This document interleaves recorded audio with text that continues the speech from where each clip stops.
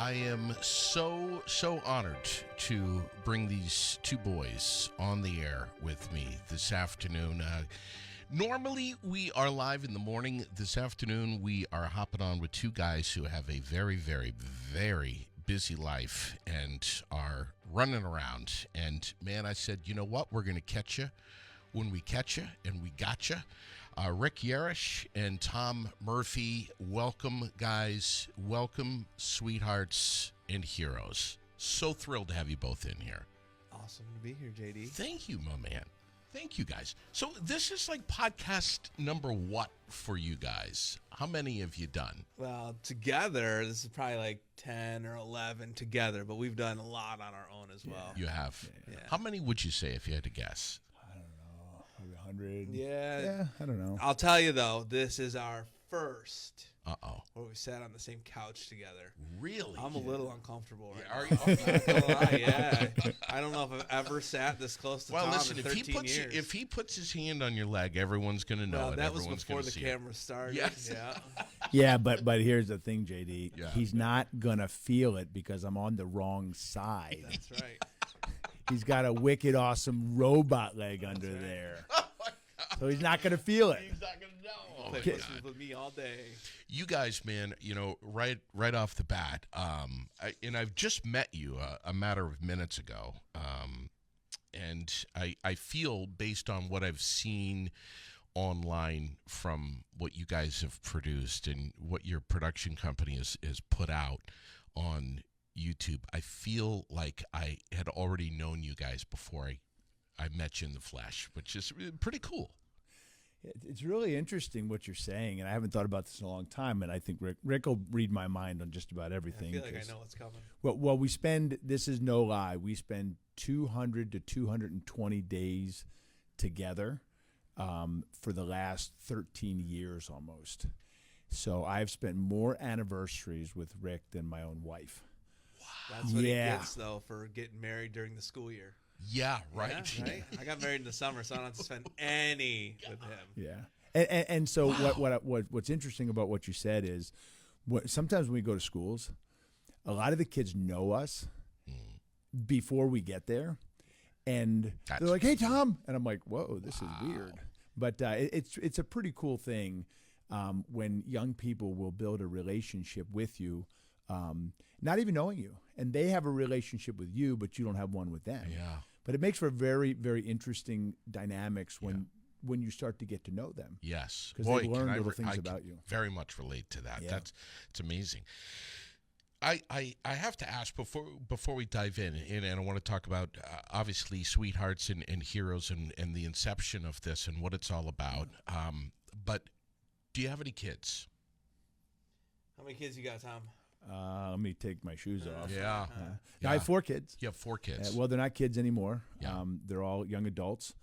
My oldest is 26 or 27, and my youngest just turned 21. All right. So, yeah. All right. 3 girls and a Abby, boy. He knows how old you are. 3 girls and a boy. Yeah. Okay. What about you, Rick? I got 2 girls, a 12-year-old and a 4-year-old.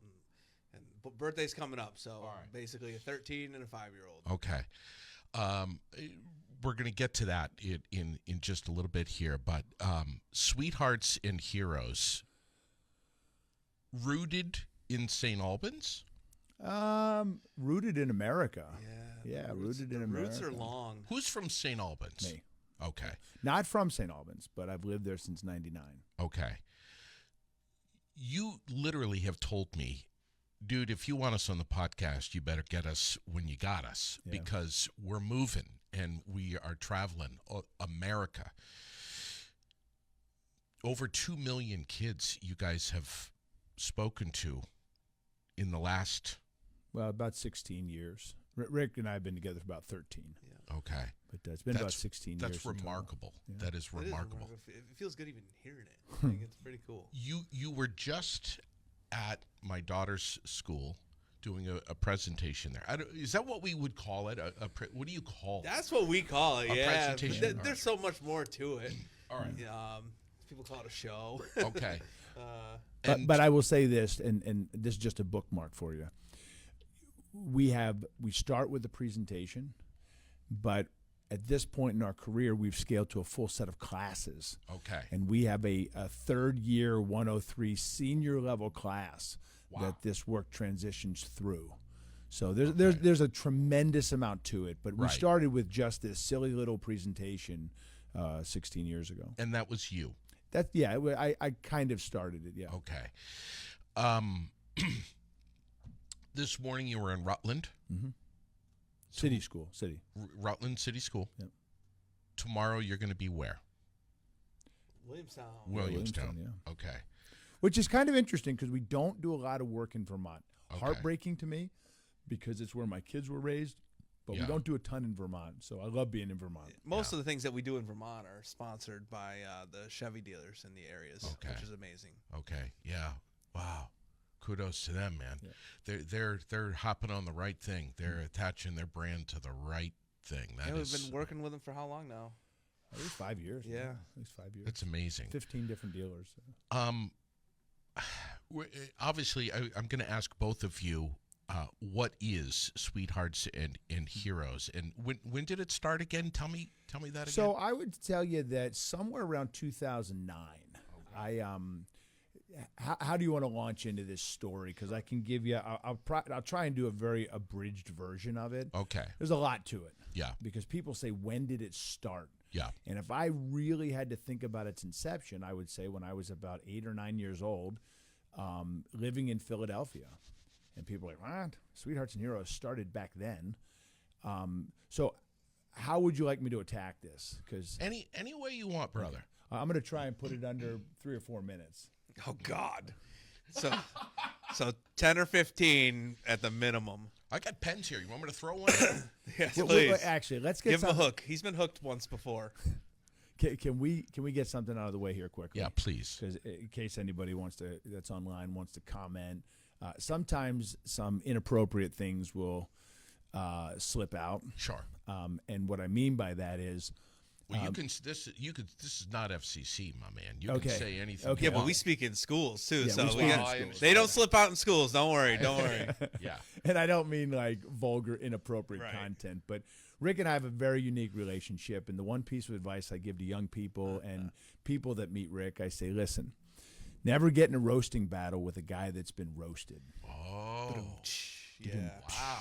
You've heard this before, Rick? Oh yeah. And usually when I say that, people look at me and they're like, I can't believe you just said that. And I said, hold on a minute. Let me tell you a quick story.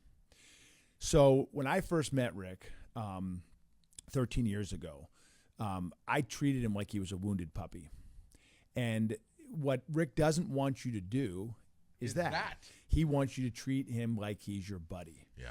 And so unless you're not done. Don't. Yeah, then you don't. Right. But so I'll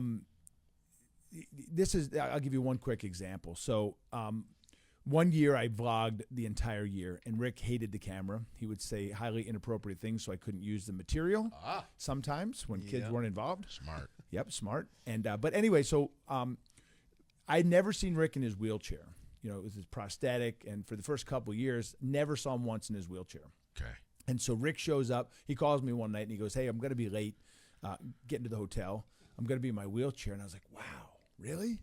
And I just got a little bit fascinated because immediately you look at him and you say, well, he's got his bag, his shirt, his dog, his wheelchair, his bags, and all you got to do is see his hands. Oh, wait, and he has one leg. So you think about, being able to use your legs to pull your wheelchair. Well, he's obviously not going to do that. He can't use his hands effectively on these tires. Yeah. So when he said he was going to get there late, I decided not to stay up because it was going to be after 11. So the next morning I get up with my vlog camera and I'm sitting, and I wasn't clowning around. I wasn't trying to push his button, but I'm in front of the elevator. The breakfast area is packed and I'm sitting right there like a little kid, right?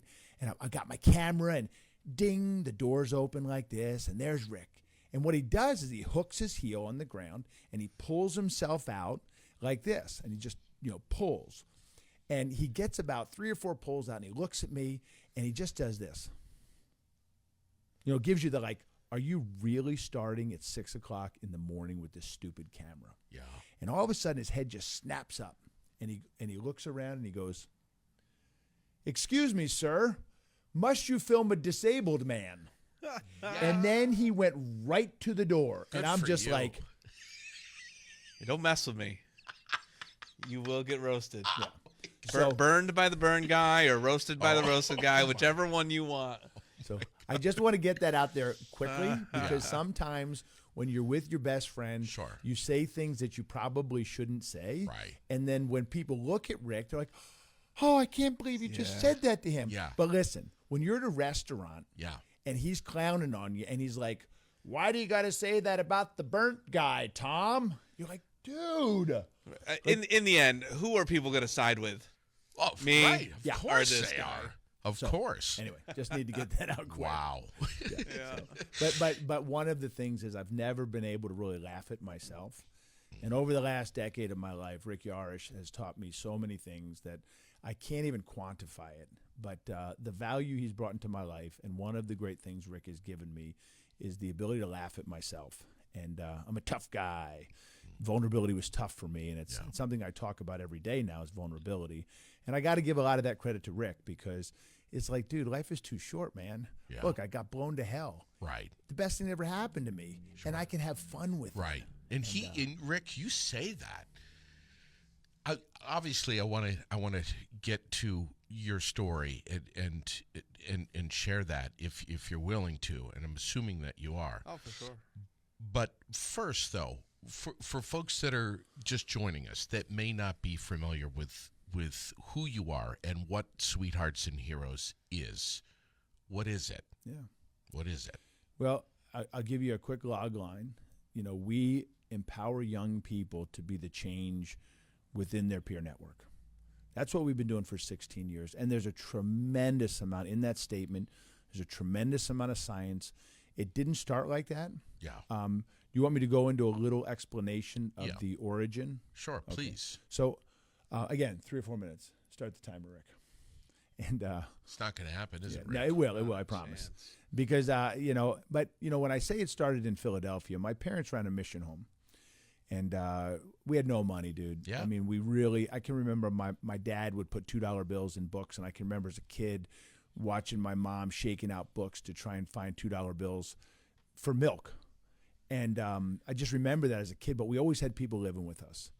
And my parents started this mission home, used to take people off the streets of Philadelphia. And that's when it began for me. And I didn't understand that. There's no thought process around that. My dad wanted to get us out of Philadelphia. He spent his whole life there. Packed myself, my sisters in a van, took us to upstate New York, literally opened up a magazine, Cooperstown, New York, drove us up there, never had been up there, bought a house for $32,000. And I went to Cooperstown High School. I was a very, very challenging student. Academically, I had a lot of challenges. But I found the sport of wrestling. Just fell in love with it. Changed my life. It was really one of my saviors. It just gave me focus. The school could control me with wrestling because if you're not a good boy, you can't wrestle. So I could do anything as long as wrestling was involved. I was just coded to touch people. And so, I struggled through high school. I was going to wrestle the rest of my life. And, then college came. And if I told you how I got into college, it'd make you believe in cosmic forces. It's like too hard to believe. And the only one story that beats that is the one where Rick and I came together, and I might tell you that one. But ended up getting into college, fell in love with education, had a couple people come into my life and mentor me. And I got my high school, I had a 630 on my SATs. You got that on one half of your SATs. Most people do. And then I graduated with almost a perfect GPA in philosophy and psychology. And I didn't get any smarter. I just learned to take the strategies from wrestling and apply them to academics because this man came into my life and just really mentored me. And it was a long discussion conversation. But wrestling got done. I was runner-up in the country my last year. And I wasn't ready to stop wrestling. It was my life. From the time I could walk, my dad and I would wrestle. And this story is going to come full circle. And so I found myself training at a gym in Montreal, some of the best guys on planet Earth. And it wasn't to compete. It was just to train because I'm a training junkie. And my sister applied me to a show, a reality TV show. I didn't even watch the first season. I ended up becoming one of the 8 heavyweights really in America on planet Earth to be on this show. on Spike TV called The Ultimate Fighter. And when I got done the show, people called me. And just people I knew. Hey, my kid saw you on the show. And I never watched this show. I swear, I never watched it, even when it aired. And I still to this day haven't watched it. And so people called me and they're like, hey, can you talk to my basketball team, my cheerleaders? They saw you on the show. And, you know, what was that all about? No, I was just saying. Oh, okay. I didn't know that was a question. this is amazing. Yeah, yeah. So I found myself on this show, got a little stint with the UFC. But I just started talking to young people, and I was able to take the lessons from this guy that mentored me in college.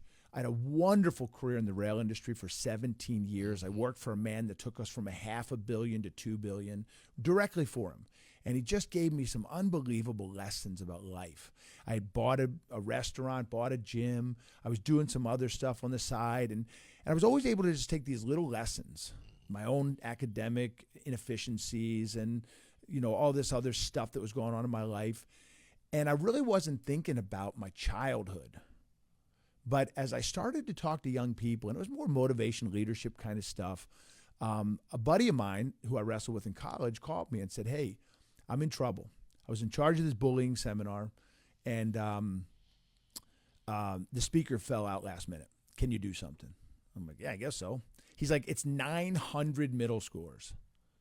Wow. Like, oh, crap. So, you know, they're like savages, dude. Sure they are. Like, relentless. Little kids are easy to present to. High school and adults, if they don't buy what you're saying, they'll just tune you out. A middle schooler will ruin you. They'll start fooling with their buddies. And so anyway, I had to make something entertaining. And I knew that because I had a hard time paying attention. So I took about a minute of me competing in a cage. The principal let us do it. I played that. And the whole inception of the thing was for me to run out, put that on the screen. I'm there to talk about bullying. And my first line is, who knows what the name of that sport is? Mixed martial arts, somebody that's going to say. And then I say, I'm going to tell you one thing about mixed martial arts. I'm not going to mention it for the rest of the time that we're together. You ready? I hate fighting. Like, confused. Wait a minute. And then I go into a brief explanation about it. It's a sport. But my plan was to run out and say the only reason I could get in that cage was because of your gym teacher. Because he was bigger than me, stronger than me, older than me. He would slap me on the face in the weight room. He'd shove me across the wrestling room. But he didn't do it to be mean to me.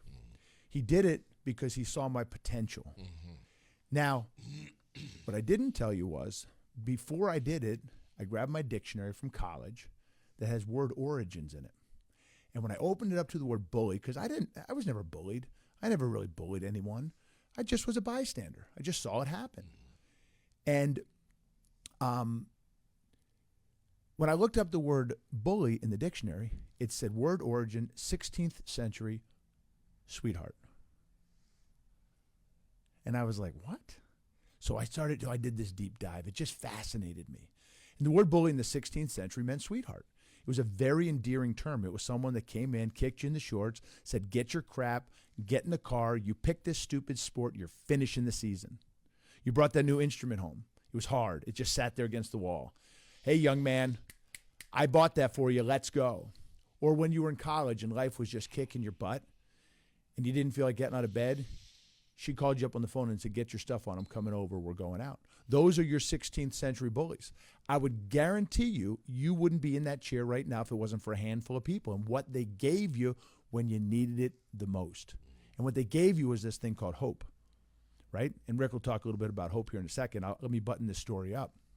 So that was the original intent, was to give credit to this guy that bullied me the way the word was intended to be used. And people always say, well, when did it change? Well, about 100 years later, we found that pimps would bully Johns for their sweethearts or their girls, and that's where we get the modern definition, harasser of the week. But anyway, so that was my whole plan. And then to talk a little bit about superheroes, because what kid didn't want to be a superhero? Sure. So that was the original inception. But here's what happened. I found myself after presentations, and none of this was planned, dude. Like, All these kids, teachers, schools, none of it was planned. It's like a big happy little accident, as Bob Ross would say, right? And so I found myself packing my stuff up, and some kid would always sneak back in and want to tell me their story, and especially the challenges that they were facing in life. And it kind of made me uncomfortable at first because, there's tears involved. I'm in a room with a kid and he's pouring his heart out to me and I'm like, what is happening here? But what happened is, man, I found myself looking through the same eyeballs at the same people that I grew up with. The brothers and sisters I had, the foster kids. I used to go to prison on the weekends to visit people that ate at our dinner table. They were my brothers and sisters, but they were hopeless. And I didn't understand this at first. And I found myself talking to kids. And at one point, after a couple of years, I was like, what do I tell this kid? I don't understand this feeling of hopelessness. And really, at the end of the day, that's what our whole message is about. We might be living amongst one of the most hopeless generations that Earth has ever known. Suicides have tripled in middle schoolers. 30% of young women post-pandemic in this country have considered ending their own lives. Since 2007, I That's think right. That's right. That we've tripled it. That's right. And so for age what now? 10 to 14 years. 10 to 14. About 3,041 high schoolers attempt every day. So there's a ton. That puts the hair up on my arms, man. It should, especially with the 10-year-old little girl that's just entering that age bracket. But let me get it to Rick because I want to toss it over to him here. When I found myself, even though I grew up with young people that were battling that feeling, who am I to talk about that? So I'm at this, our organization's at this wrestling event. And this guy's like, hey, you got to meet this guy, Rick Yarosh. And he was there, got inducted in the National Wrestling Hall of Fame. And I was there. We were there. Our organization was there teaching some moves, and just had a chance meeting with Rick. Hi, how you doing? You go to shake his hand, and you're like, whoa, what's this happening here? And that had such a profound effect on me, that Rick's story, that I started weaving it into our presentation because I needed young people to understand that getting blown up doesn't just mean being in a fire. A lot of young kids, they feel like they're on fire on the inside, socially, psychologically, emotionally, like they're burning to death. Sure. So I started to weave that in, but it was only 5 minutes of our presentation. And people loved it. Teachers would start crying. I'd drop a picture of Rick that hung in the Smithsonian. And it just became a huge part. So I started reaching out to him, and I was like, dude, I'm using your story. You don't know who I am. You don't remember our organization, because it was just a quick meeting. He ignored me for about a year. Wouldn't even answer an email or a message. And wow. Had no interest. Yeah, it's crazy. Bullying. UFC fighter bullying. This Right. is a little weird. Yeah. Wow. But I was like, dude, I did my part. Like, I don't care. At least I told him I was using his story. But what Rick thought was, at the end of the day, if he really dove into it, he thought he wanted to be our token hero. Yeah. And he just doesn't ever see himself as a hero. Sweethearts and heroes. Like, I was going to be the hero in Heroes. Yeah. But that's not what I was looking for. What I needed was for someone that kids could relate to, that understand hope and hopelessness on another level. Yeah. One that I can't ever and don't ever want to understand. And so if we told you the story and how we met, it's like, no way, officially. But eventually we get together. I beg him. I'm like, dude, just come watch a presentation. And that's history, man. And 13 years ago, he came, and somehow you got him on stage. Yeah. It was great. But that's kind of the origin story. There's a lot of little pieces I left out, but that was probably like 6 or 7 minutes. No, that was longer than. Come on, bro. Dude, your time concept. No of time. concept. No. Now, see, this is what happens. Everyone takes his side, Right. and then they gang up on me. But he makes it sound like I don't have a legit claim for his 3 or 4 minute. Anyway, that's kind of the origin story. That's fascinating. Yeah. Wow. So, Rick, where are you from? Born and raised in Windsor, New York, so the southern tier of New York, near Binghamton. All right. Obviously, we want to hear about hope. We want to hear about your concept of hope, which I have said on the air before here that I think if you were to ask me what's one of the most dangerous, if not the most dangerous words in the world, I would probably say hope. Because it either works really well for you or it really doesn't. And to have hope and then to have tasted it once and then to lose it, it's tough to get back. That's a profound statement, man. So I want to hear what you have to say about that, but Rick, but we want to know what your story is. I think I know a little bit of your story as told through the lens of my 10-year-old little girl. Sure, yeah. Who said to me when she came home, so there was this other guy and he was born differently. Yeah. Actually, he wasn't born differently. There was an accident. I want to know when she said that. Is she talking about Tom or? He's born a little differently. Something else. Now, he said it twice. Are you going to correct him? Nope. Yeah. He always corrects me on this. Yeah. I remember the first couple of times he did it. You know what I'm going to say? No. Come on. What? What did he say? I don't know. It was not an accident. Oh, no, yeah. We weren't there yet. Yeah, you're right. Yeah. He did say it twice, though. I did. Yeah. He corrects me on it all. He used to correct me. I don't say it anymore. So I used to make the mistake of saying it was an accident as well. Okay, all right. No accident. Yeah, it was right. on purpose. Yeah, it was intentional. Yeah, right. But yeah, that leads into the story. Yeah. What happened? What tell us. So we you said we'll talk about hope in a little bit, but my story is hope and hopelessness, and it fits right into it. But really becoming a part of the organization Sweethearts and Heroes really begins with high school and not doing very well and leading me to the military, and I needed the military more than the military needed me. I deployed to Iraq in I think it was December of 2004, right before Christmas time. Spent Christmas in Kuwait and drove up to Baghdad, Iraq, and on New Year's Day. So I can remember seeing fireworks in Iraq, and that was my first real experience of explosions, and it was kind of weird. I know that we're celebrating back home, but they're also celebrating over here, but it's a different kind of celebration, and driving up there and watching out to make sure that we're not getting hit with IEDs while we're also watching fireworks and driving up the road.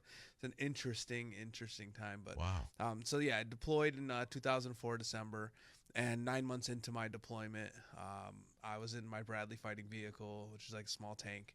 And we were hit with an IED, improvised explosive device, and the explosion went through the bottom of my vehicle into the turret where I was sitting. And great concept of the Bradley is they also put the fuel tank in the turret. There's just nowhere else to put it, and I don't know the exact number, but it's like 168 gallons of fuel that we carried, and we always would fill up before we would leave. So an entire gas tank exploded and covered me in fuel, instantly on fire. Diesel, yeah. JP8, yeah, very flammable. So as soon as that hit me, I was on fire, and first thing I had to do, I knew, with any chance to survive, you ask a kid, what do you do? Well, stop, drop, and roll. But there's a process to get to that point. I had to get out of the vehicle first, so I climbed through the top. And thank God that day I left the hatch above me open, because normally I did not. We were supposed to keep them closed, and we were supposed to keep them closed in case we ever got hit with chemicals. And if we got hit with chemicals, the chemicals couldn't get into the vehicle, so we closed them. That day, Montez, our Bradley commander, who would sit right next to me, he actually stood on his seat, so he left his hatch open. So if his hatch was open, there was no point in closing mine either. So thank God he stood on his seat that day, because if he hadn't, we would have closed our vehicle, we would have buttoned up, and I never would have gotten out. I would have never found the lever above me with the smoke, the fire, the chaos. Never would have happened. So thank God I left it open, and I was able to climb through the top. And then once I got to the top, the next thing I had to do was get to the ground. And the problem was it's 10 feet tall. And the bigger problem was I was blind. 10 feet tall is the top, so I had to jump 10 feet to the ground. But doing it blind was the big issue, because my face was on fire and my eyes were covered with the fire. So I jumped, just took a leap of faith, really. and just hope that I would make it to the ground, hope I would live through this whole thing. But when I did land on the ground, I couldn't see the ground and couldn't brace myself for the landing, so I broke my leg when I landed and severed an artery in my leg. So 4 days later in the hospital, they actually amputated. But this is when, things get bad. Now, obviously, things are already bad, but nothing's as bad as feeling hopeless in this world. And that's when it happened, because that's when I was on the ground. And I did stop, drop, and roll, because that's the third step in this. Out of the vehicle, off of the vehicle, put the fire out, stop, drop, and roll. And it didn't work because, my whole body was engulfed in fuel and flames. I could not put that fire out. You're burning alive. I'm burning alive. And that's exactly what I was thinking. I'm burning to death. I'm not going to live through this. Like, the thing that I'm taught to do didn't work. I can't stand up and run. My leg is broken. Even if I could run and stand up, where was I going? My face was on fire. So that's when I laid on my back, and I literally just accepted that I would die. I gave up something super important. Every one of us has it in this room. We talked about it already, and that's hope. So it is a dangerous word, but it's also one of the most important words in this world. It's one of the most important things to have, because I think about a person who has no hope. What's that look like? It looks like me laying on the ground on fire, accepting that I'm dead. That's what happened. And the crazy thing is, that day, I only gave up hope for a second. Now I say I got hope back, and I rolled into a canal that was there, and I put the fire out. But in the end, I didn't make that conscious decision to roll in one direction. I made the conscious decision to lay on my back and give up, because there was nothing else I could do. But then I rolled in one direction, and I fell into a canal. And the water in the canal put the fire out and saved my life. He didn't know the canal was there. No either. clue that the canal was there. I could have rolled back to that burning Bradley. I had no concept of what direction. Which direction? Yep. And there was the water. That's one tough mofo right there. Well, wow. I give a lot of credit to God. I give a lot of credit to the people around me, the whole thing, because so that part, there's nobody else in that story at that time other than me, and I give credit to God for pushing me into that canal.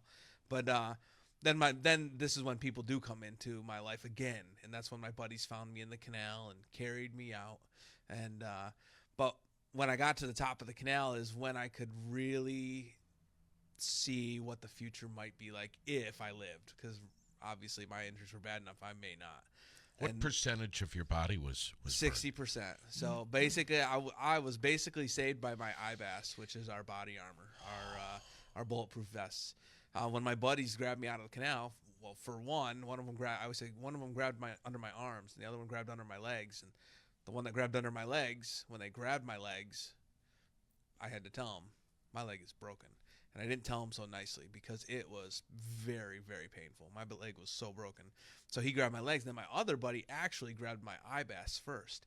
And when he lifted me from the IBAS just disintegrated and broke as soon as it lifted me up, and I was back in the water. And then he grabbed under my arms, and then they carried me out. But when I got to the top is when I could see again, and I could see my hands. They were hanging from my fingertips. My palms were. My face was hanging from my chin. I could see that. And like I said, it was bad, and I might not live. But if I did live, man, life was about to change. Everything would be different at this point. And my one buddy who had actually pulled me out of the canal, one of my buddies, stood over top of me, helped me out, just being there for me. We need people in our lives at certain times in our lives, and he was there for me in that moment. I asked him a silly question. I said, "How bad is it?" And as good friends would do in that kind of situation is lie, because the truth was it's really bad and you might not live. It's not what I needed to hear. So he said, it's not that bad. And then I looked back at him and I actually said, well, at least I'll never be as ugly as you are. Wow. So I was just burning alive, burning to death. They saved my life, and I'm going through some real trauma in this moment. And I was always the funny guy. I always had a sense of humor. I still do, thank God. And I believe that's why I'm in the position I'm in today, the part of it anyways. But I said that, and when I said that, it helped me for sure, but it also helped him, because the truth is, it's really bad, Rick, and you might not live. Sure, that's not what he said, but that's the truth. But then he heard that my sense of humor was there, and I think it gave him some hope as well. Maybe he's going to be okay. There's that word again. Yeah. How long was it before they had you in the bird and got you out of there? It's unbelievable. So that day, usually there's helicopters everywhere. The bases are very close, and it took them over 30 minutes to get there, and it was only because they had issues with the helicopters on the way out. So all the Blackhawks, the medical Blackhawks that come and get you, they have to be escorted by Apaches. And usually it's 2 Blackhawks. We had 3 major injuries, and I think they flew 2 Blackhawks, but they also have 2 Apaches. And one of the helicopters, I don't know which one, had some trouble, so they had to go back, exchange, and get some new ones to come out and get us. So it took them about 30 minutes to get there. Now, I don't remember that. I don't remember the timing of it, but I remember them saying, they had to go back. So later on, I heard that it was 30 minutes. But when I was, I remember it all. I remember my buddies putting someone's Kevlar under my leg to prop it up in the air. We didn't have a medic with us that day, which we never didn't have a medic with us. But there was one medic, and there was 43 scouts. I was a scout, a cavalry scout. And we could get a day off once in a while. And one medic, they don't get a day off. So the one day we decided to, give them a break. Was the day this happened. So, but I remember all of that stuff. There was one thing I don't remember, and this was something that was told to me later, and it was my lieutenant. We were having lunch together in the hospital, in the DFAC at the hospital, and he came down. We were sitting there, and he said, "Do you remember what you kept saying over and over?" And I was like, "Oh no, I said something over and over." And I just kept saying over and over and over. He said I said it about 1,000 times. And I don't remember this. So obviously there's a span of time I don't remember. I just kept saying over and over and over, "Don't let me go into shock. Don't let me go into shock."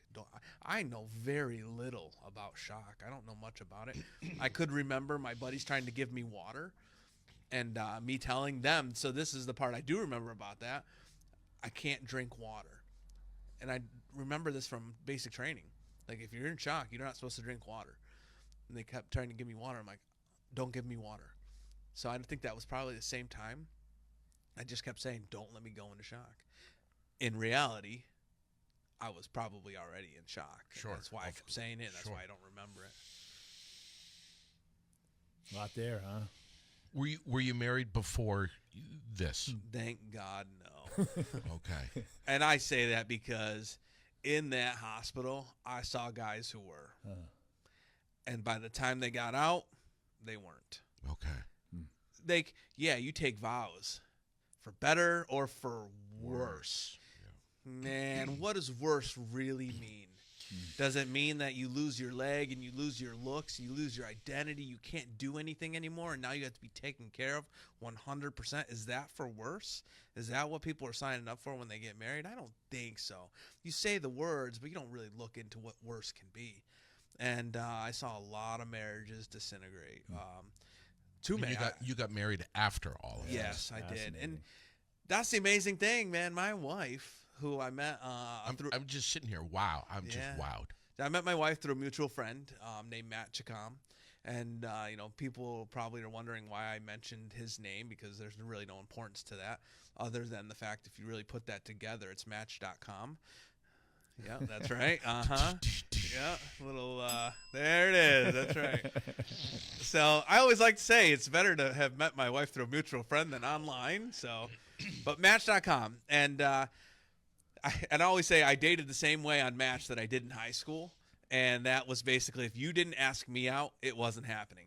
And that's because I am a baby. I am a baby. Like, if you say no, I'm going to be like, what? Yeah. Yeah. So I just was on Match, and, if people reached out to me, and a lot of times they did. But it always started with, "Thank you for your service," or something like that. These people all knew me before they would reach out to me. They heard my story or whatever on the news, saw me on the streets, whatever. So they would say, "Thank you for your service." And I don't know, that's really nice, and I do appreciate it. But, is that where I want the relationship to begin? Probably not.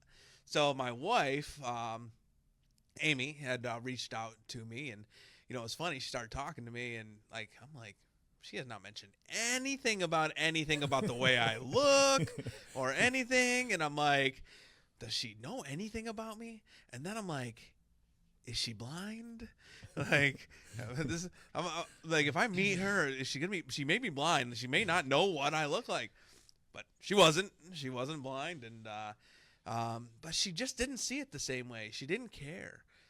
She is extremely, extremely special. Yeah, but tell them why that you liked her. Oh, she was wearing a New York Giants hooded sweatshirt in one of her pictures, and I was like, done deal. Yeah, so I married her the next day. I'm kidding. It wasn't. It was a year and a half later we got married. That would have been super creepy. This is such a wow to hear all this.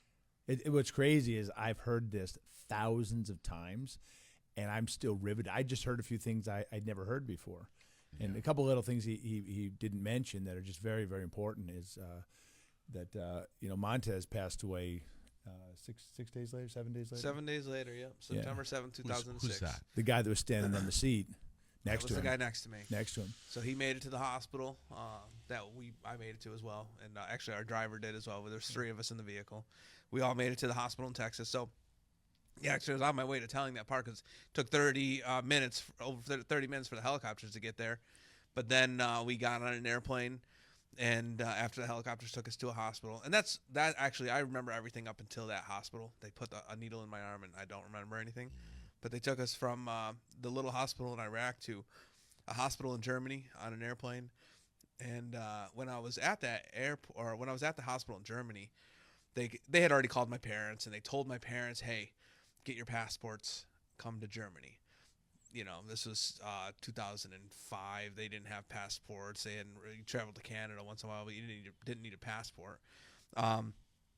So they had to go get their passports. They went to Walmart really quick. They knew they'd get the pictures done really fast there. And while they were at Walmart, they got a call from the doctors. Oh, yeah, and I forgot to say, the reason that they told them to come to Germany wasn't because, like, hey, Rick's going to stay in Germany. Basically, it was like Rick's going to die in Germany. Yeah. Germany was not a burn center. But I was in such bad shape that they did not believe I could make the flight from Germany to San Antonio.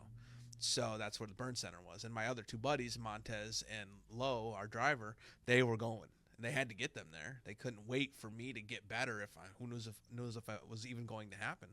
So they called my parents basically to say, come to Germany and say goodbye. But then when they were at Walmart getting their passport, they called back and said, you'll never believe it. And my dad always says it, and I'll never forget the line.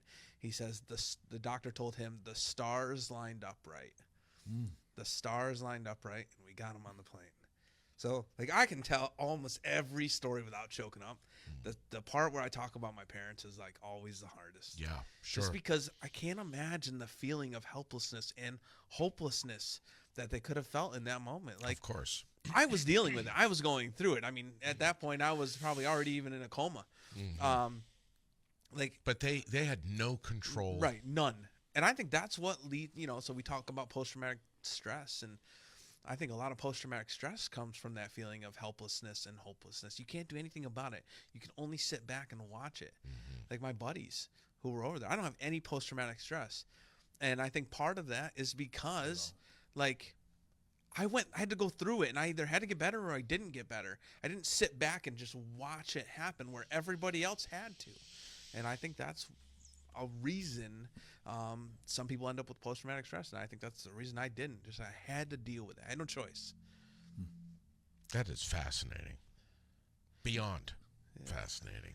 And then Montez, we got to the hospital, and Montez did pass away 7 days later. So that was a tough one for me.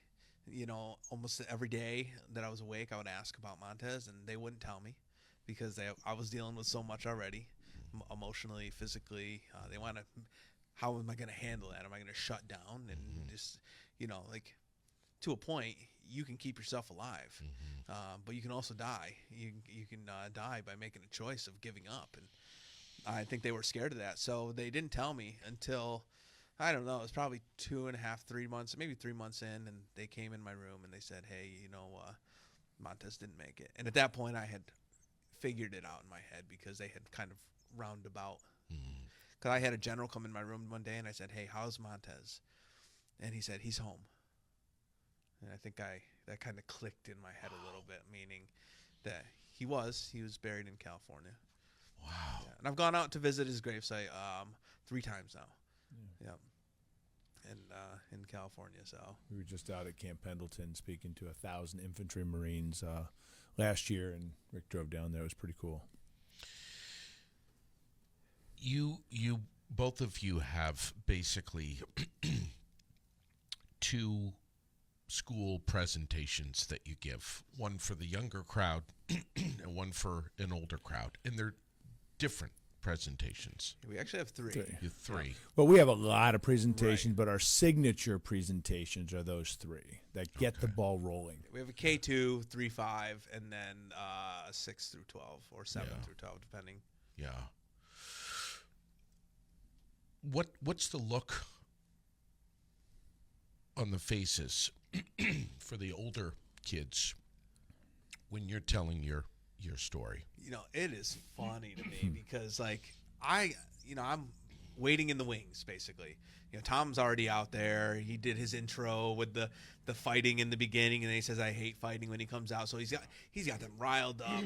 They're excited. They're he gets them going with some of the interactive stuff that we do in the presentation. And sometimes when you get a kid up and going, it's hard to get them back down to a level. Sure. And I can sit in the back and I can hear some of the kids maybe being disruptive once in a while, and it's not that often, but you can hear it. And then I come out. And they don't know he's there.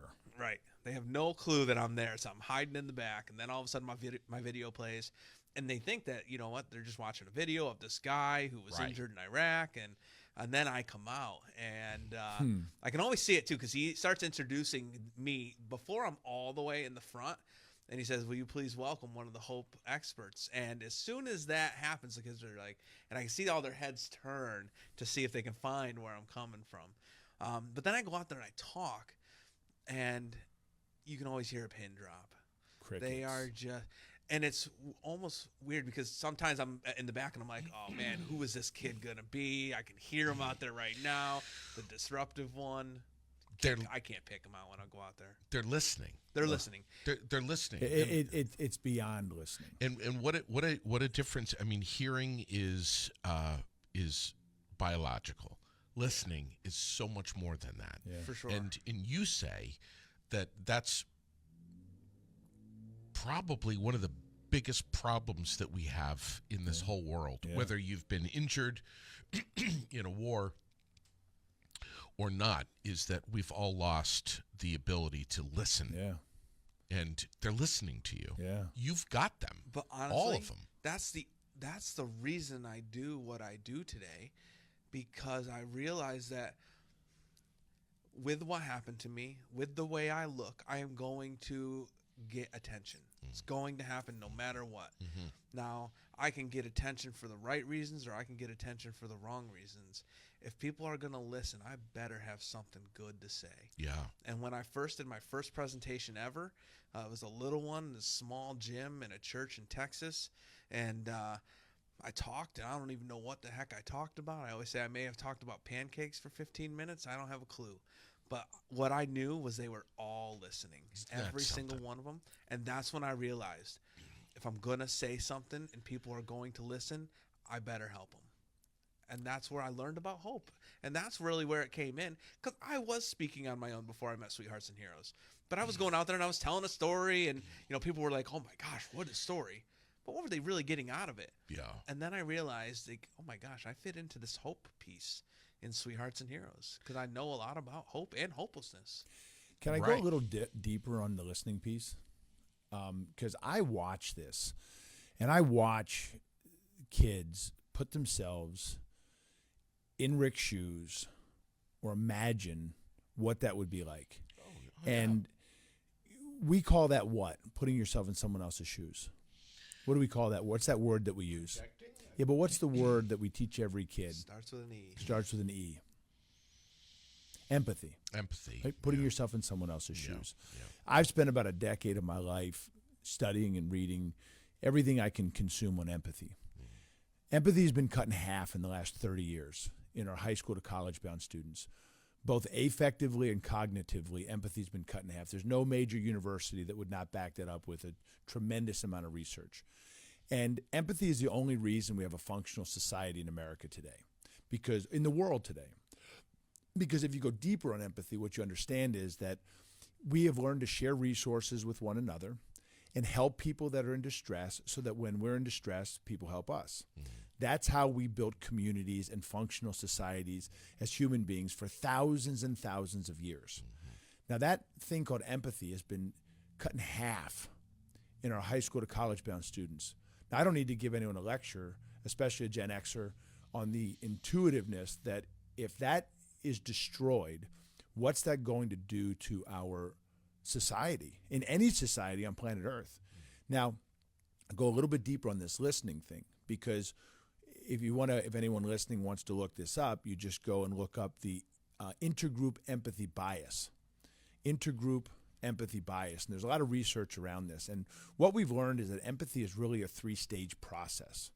And and remember, all empathy is the set of neurological circuits in the brain and housed in a couple different parts of the brain. But all it is neurons that have fired together. Yeah. They wire together. And that path becomes smoother and smoother. The myelination around those axons, that action potential fires down, just gets faster and stronger the more you use that circuitry. And we call it empathetic fitness. And that's what we do. We make kids more empathetically fit. But the coolest thing is when Rick comes out and those kids, like you said, they're listening. They're putting themselves in Rick's shoes. And when you look at empathy, this intergroup empathy bias, it's a 3-stage process that everybody listening, especially if you're a Gen Xer and above, you went through this. Every single person listening. And when you look at this 3-stage process, it always starts with perspective taking. You buy a new house, right? You pull up there, there's your new neighbor. You got to get out and talk to him. And what do? You walk over to him and you're like, this is what you're thinking. Trump or Harris. Yeah, right. you hunting or fishing, needlepoint or crochet. You just start to take their perspective, but you do it through the ear gate. That's the way logic is typically built. Yeah. Right? And there's a whole nother topic, but we have assaulted kids' ability to logically form logic in their brain state because we're coming in through the back door of imagination with kids and we're flooding them with images. But for all of human history, thousands and thousands of years, people spoke to you largely. It went in through the ear gates. Your brain puzzled this thing together. But when you meet someone new, that's what you do. You take their perspective, but you have to do it through listening.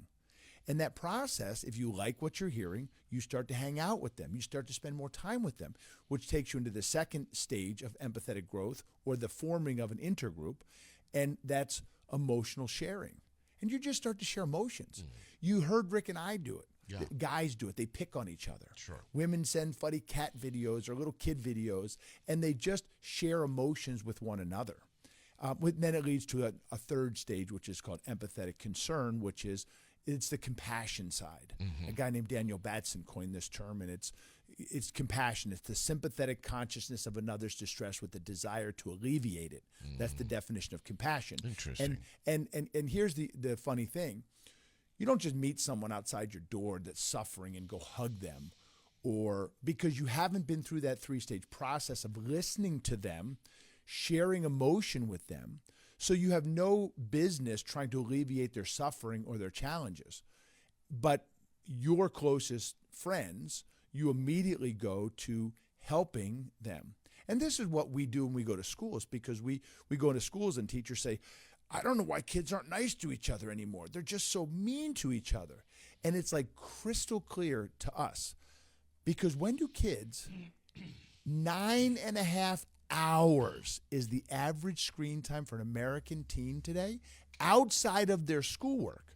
So when you're in a 2-dimensional world for 9.5 hours a day, you're not face-to-face, embodied synchronously with other human beings, locked into their social engagement system, and most importantly, listening to them.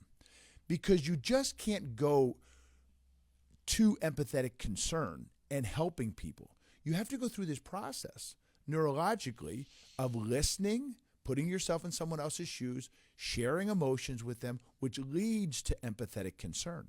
So one of the biggest things that we do outside of this presentation stuff is this thing called circle. It's an ancient practice, and I won't dive into it now. Yeah. I'm going to turn it back over to you.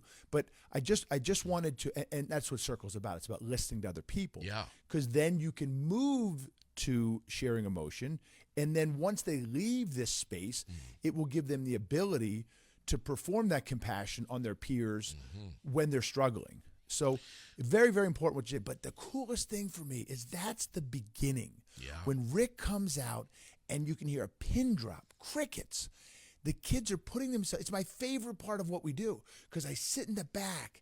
I got these wild kids. I did all this fun stuff. They're going berserk. And now that's like, boom. Yeah.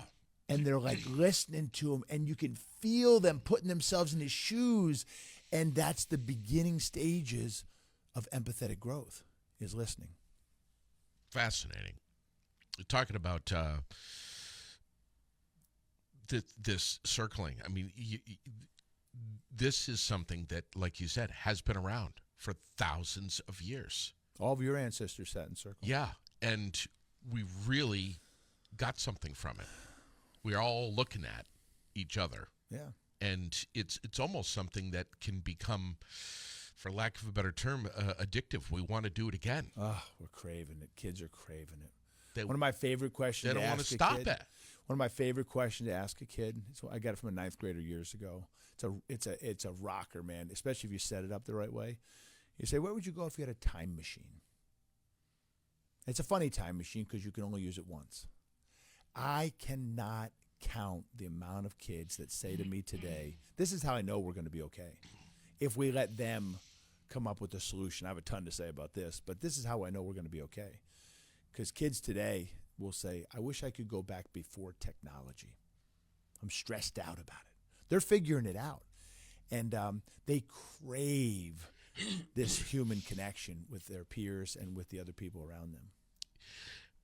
You and I are right about the same age.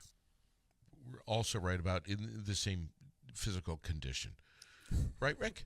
Yeah, me and Tom are as well. Yeah, of course. Yeah. But if we were to go back and relive the 70s, pre-cell phone, man, it's like if Rudolph the Red-Nosed Reindeer was on TV at 8 o'clock on CBS, you either caught it or you didn't catch it. The A-Team, Knight Rider. Exactly. Jeez. 30 minutes, that's all you had. Yes, 30 minutes, but only if you did your homework first, and then you've got to practice the piano or whatever it is. But we had so much less distractions. We had less stress that way. We're in the age of mass distraction today. Yeah, man, and it's like I don't know. I get stuck in. Maybe I'm turning into an old man, but I get stuck in the good old days of like when we played outside. We used our imagination. We climbed trees. We rode our bicycles around. Yeah. We weren't glued to a cell phone. If we had to go for a ride in the car, we had to just sit and count blue cars. Or fight with your sibling. Or fight with your, you know, you had to be patient. You had to, it was a totally different world. So and now I'll summarize it like this. You were working on real human skills. Right. And that's what you were doing. And you don't realize that you were doing that. You were building human skills. Right. Yeah. You had to listen to others. You had to listen to yourself. That's what you had to listen to. Mm-hmm. And now it's like fast forward. And it's like when we were kids in school then, our teachers were teaching us. They weren't necessarily parenting us. Mm-hmm. Now they're doing both, and maybe even heavy on the parenting side. Yeah, no parents at home, or right? Not being able to parent right. at home. Now we've got all of these shootings in schools. We've got mental health issues. We've got suicide. Age 10 to 14, you said has tripled since 2007. That was unheard of when I was a kid. Unheard of. I say to you guys, and I don't mean to be negative here, but it seems to me like you guys are paddling upstream against the current in a river called Evil. Huh. And you guys are making, the two of you together are making progress up that river backwards. There's so many of us that are paddling like hell and we're not going anywhere, or maybe gaining an inch or two. Yeah. But most of us are not able to keep up with the current. You guys are really have worked over some white water here, and you've made some real progress. I mean, can you imagine if we had, I mean, you're hitting 2 million kids in however many years you said that you've been to different schools. Can you imagine if there were a few more organizations exactly like you in the world? And maybe there are, but there's not enough. But you guys are you're literally having an effect on the world. You're changing the world, both of you.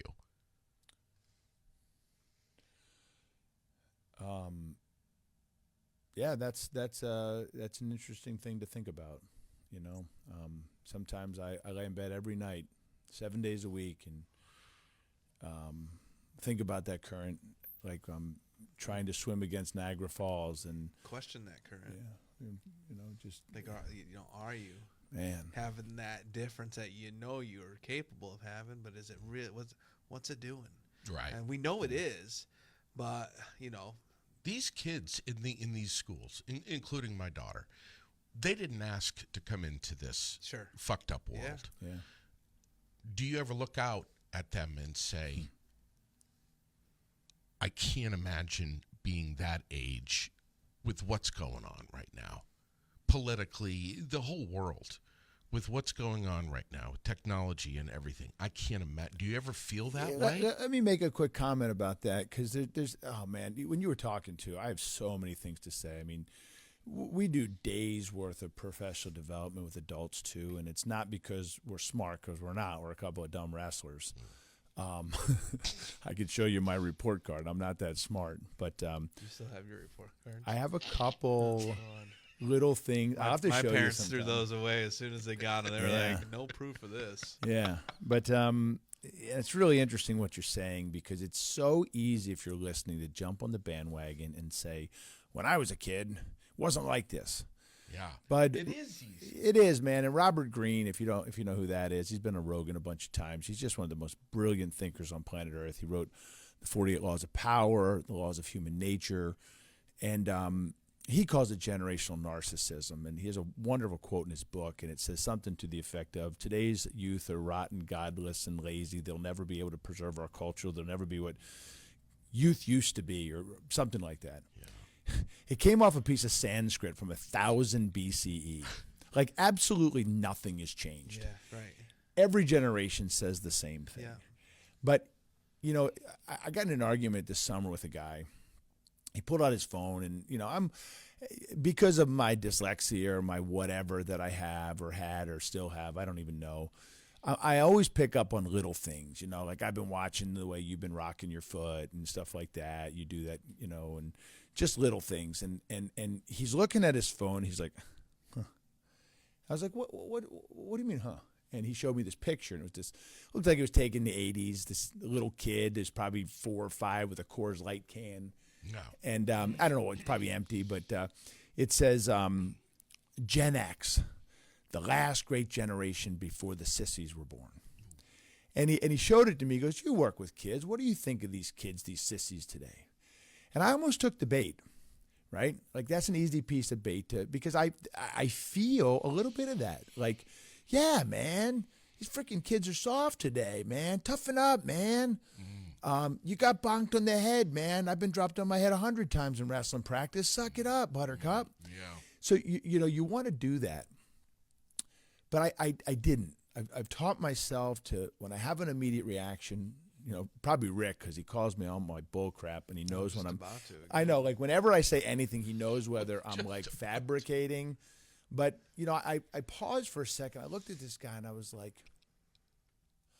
I looked at him, I kind of pointed at him. I said, who created him? And he goes, what do you mean? I said, bro, you got to go in the bathroom, look in the mirror. I said, you created these sissies, and now you're trying to blame it on them. Yeah, we did. Yeah, we did. You did. I did.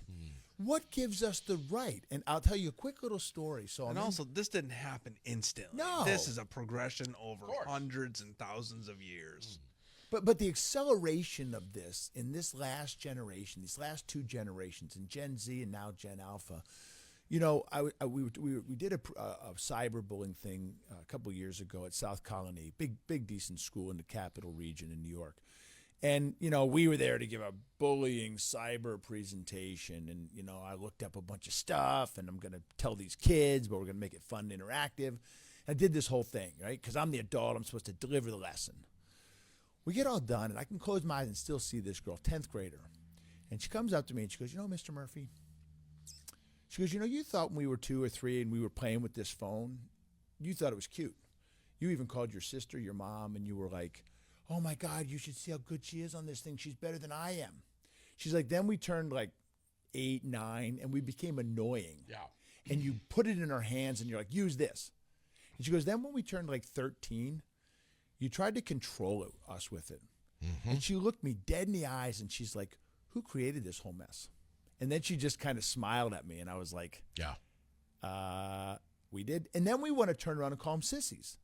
Like, when are we going to take responsibility for this and say we created this mess? Yeah, right. And then we want to hammer these kids. And I say we bludgeon them with our shield, our narcissistic generational shield, and we bludgeon kids to death with it because their shield is about this big and they can't defend themselves.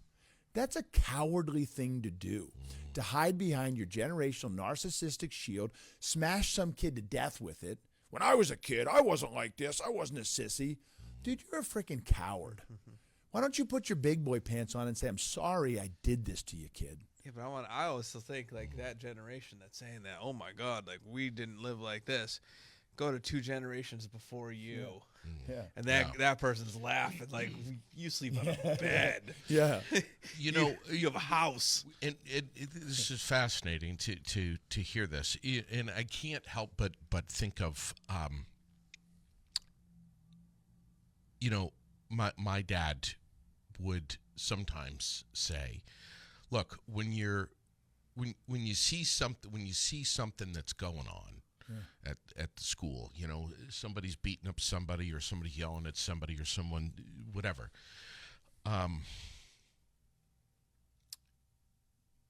Don't get involved. Don't make that problem your problem. Don't get tangled up in somebody else's web. What you guys are saying is it is the responsibility of all of us as a society, as a human being, to, and Rex was in here just the other day saying, so many of us just, let's call the police. Be the change. Be the good. If you're a hero, walk toward the problem and yes, get involved. Have some impact to evoke change in a positive way. It's so easy to say it's not my problem. I know. But when you say that, it is your problem. That whatever's happening that you're not doing anything about it's affecting your environment. It's affecting the people around you. It's your problem. Not directly, you're taking it indirectly, but it's your problem. And not just at the school as a student, but also in the parking lot at Pressure. 100%. Yeah. Or in a restaurant or so wherever. It's like, what are adults teaching kids today? It's not my problem. That's what we say, and then they walk away from it. Then we expect them to do something when they go to school. That doesn't make any sense. Right. Of course. Our message hinges really on what Einstein said, and you're kind of hitting the nail on the head. And Einstein said, this world is a dangerous place to live, not because of evil people, but because of those who choose to do nothing about it. Powerful, huh? Wow. Yeah.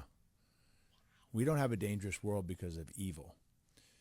We have a dangerous world because we don't have enough people jumping into action and trying to stop those things from happening. Right. There will always be evil. Always be evil, man. You're not getting rid of that part.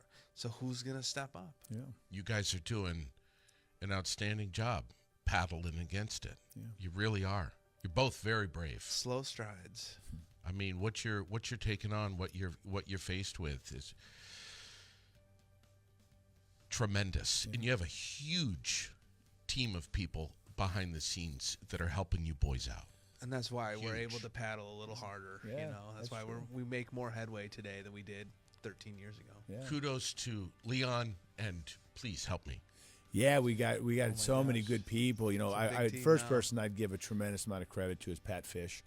Yeah. Pat saw us basically in middle school, and I joined our team 7-8 years ago, and he wrote a great book called Boredom School. It's a poetry book, you know, about a new kid to a school. Not that one. Yeah, I know. Yeah, but Pat Fish has been a huge, he's in school almost every day. We hired a kid named Josiah McKeon, just a tremendous young man, is in schools, connecting, helping young people.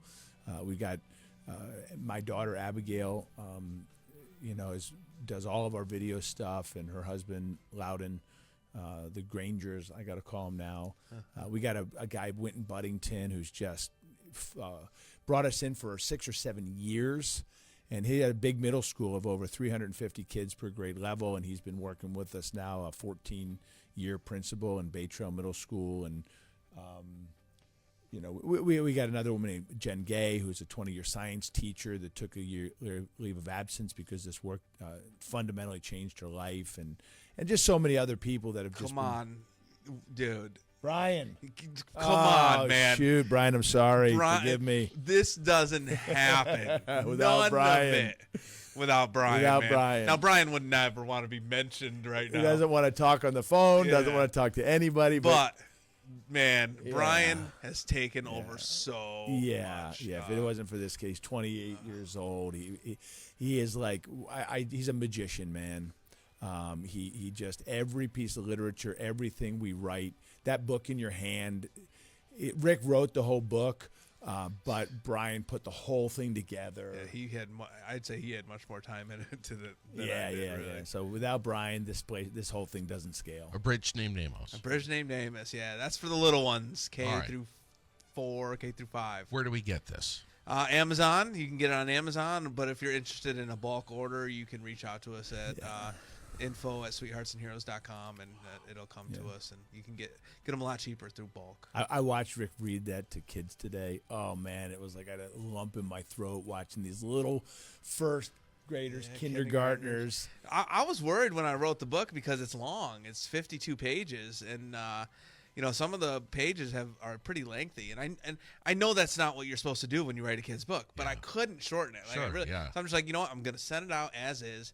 But I've read it now a bunch of times, and I read it today to some kindergartners who, were very, very lively kindergartners. We did the presentation with them today, but then I read the book to them after, and they were silent the entire 10 or 11 minutes that it took to read the book. So What's that tell you? that feels good. Yeah. That felt really good when I know, I am not an author. That's for darn sure. But I wrote a kid's book. Williamstown School tomorrow. Yeah. For you guys. What time are you going to be there doing this? 8:30 a.m. is start time, and we actually have 4 presentations tomorrow. So we'll start with the youngest, I think K2, and then we'll do a 3 through 5, 3, 4, and then a 5, 6, and then a 7, 8. Yeah. How do other schools in Vermont get you? Is there a wait list? How do they get in touch? Yeah, the last 3 years we've been booked almost every single day of the school year. We will fit you in somewhere. Yeah, we'll especially if you're in Vermont. We love Right. Vermont. We were just at Waits River Valley, and I hate saying this because if other schools hear this, like, I want to go live at that school. Yeah. It was the greatest. I'll be back on Friday. He'll be back there Friday. And you had my little girl up there. Yeah, that You was didn't crazy. even know. Didn't even know. Okay, well, how Luck of the draw. serendipitous is that? Luck of the draw. That's something I'm else. looking forward to going back. What grade is she in again? She's in 4th. 4th grade, so I'm going to see her on Friday. Yeah. Awesome. Yeah, it's going to be great. You guys are amazing. You're doing yeoman's work, both of you. You really Thank are. you. Well, Mother Teresa said, never worry about the numbers. Just help the person next to you, and you've changed the world. Wow. And that's what it's about, man. It's about these 2 core axioms. Yeah. Sweethearts give hope, and heroes take action. And that's what the whole message has been based on, the fact that every single human being has hope inside of them that they can give to other people. And there's a few that will take action. And, and that's what we do. We teach kids how to jump into action. Yeah. We invented something years ago called a bully drill, much like a fire drill. And we have coined ourselves the stop, drop, and roll of bullying. I've seen it on YouTube. Yeah. Bad thing about that is stop, drop, and roll doesn't work. So And you're covered in fuel. that's the only bad thing about that. We did not mention what HOPE stands for, and I think that's something we have to do. And but HOPE stands for Hold On, Possibilities Exist, and that's for anyone out there watching and listening and struggling with something. And man, it doesn't get any worse than this. Okay, well, if it doesn't get any worse than this, and hold on because it gets better. And hold on to find out the possibilities that exist. Like, I don't get married. I don't have my girls. I'm not sitting here right now if along the way of really, really hard stuff I gave up and just said it's over for me. I have actually heard you say somewhere online that correct me if I'm wrong, maybe I'm paraphrasing here, that in some ways you're almost glad that this happened to you? So I'll tell everyone that this is the best thing that ever happened to me because of those things that have entered my life. Now, what happened to me was an awful, awful thing. I was on fire and I almost died. But if I looked at it that way the rest of my life, again, I'm not sitting here. So not only am I sitting here because I got injured, but it's because I chose to find positive things that come out of it. Yeah. So I'm not sitting here. I don't meet my wife. Like, she's not attracted to me. Like, look at me. I have no nose and no ears and hands that barely move. Like, you know what I mean? If I don't have a positive attitude, I'm screwed. If I don't have a sense of humor, I'm probably screwed too. But That's amazing. Yeah, so you gotta. So that's the way I look at it. Now, I will not say that I'm glad it happened, but it did. So it's like when a 12-year-old, tells me their story, and I can't even fathom what they are dealing with because of their story and how insane it is to me. I understand hopelessness, but I don't understand their story. My story is way different than theirs. But I tell them, you know what? In this, eventually, not right now, or maybe it's right now. It's up to you. It's not up to me. You can find something good that came out of this. And I know that is extremely hard to understand, right, when you're dealing with awful stuff. But hold on long enough, and you will find out that the possibilities that exist for your future are amazing. Wow. I didn't want you to deal with difficult things, but you will, and you have. So now, what are you going to do with it?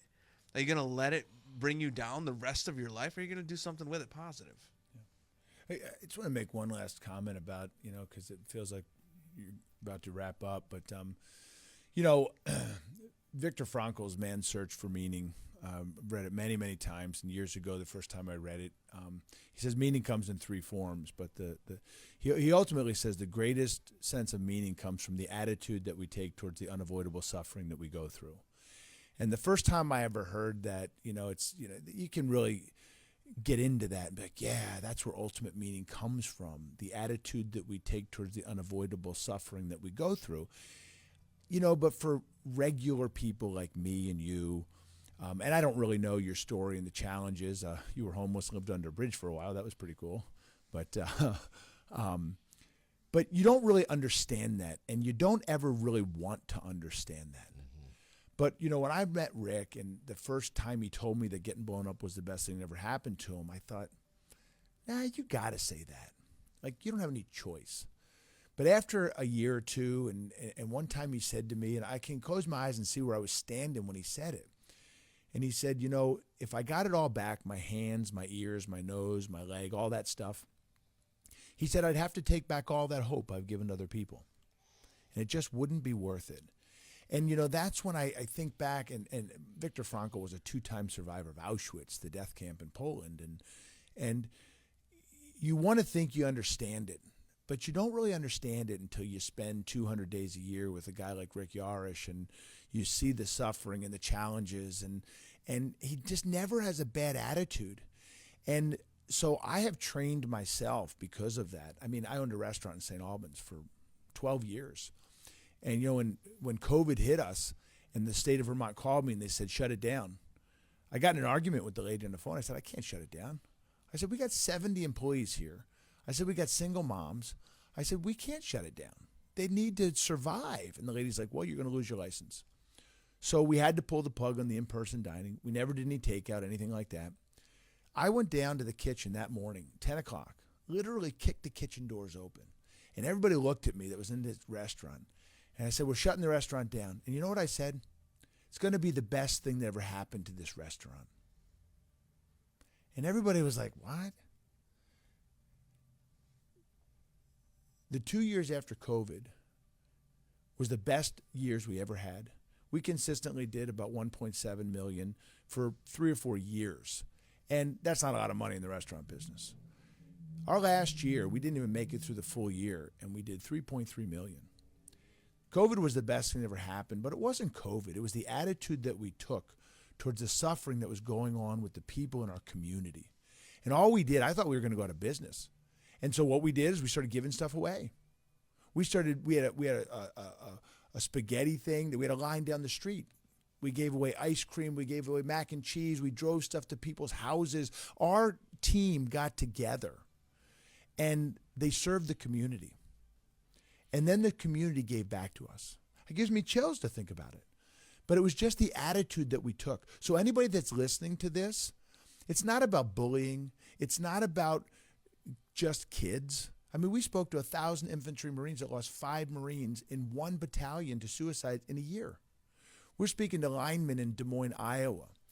You know, the general suicide rate is around 10 to 12 per 100,000. Our kids are approaching that in America today. The Marine Corps is 34.9 per 100,000. Linemen that work on high voltage power lines, 52 per 100,000. This is not an issue that is just for young people. This is a crisis of meaning we have in America today and the struggle we're all having. And there's only one way to fix it, and that's to get back to community and to commune with other people the way we were intended to, the way that we have been for thousands of years, taking care of each other. That's it. And it's about sweethearts and heroes. It's about the hope that you carry when you walk out that door, and the next person that you see needs that hope because they're blown up. Maybe they, had a parent just die. Maybe they had some awful traumatic thing happen to them. But you carry that hope. But it's a choice you have to make to give that to them.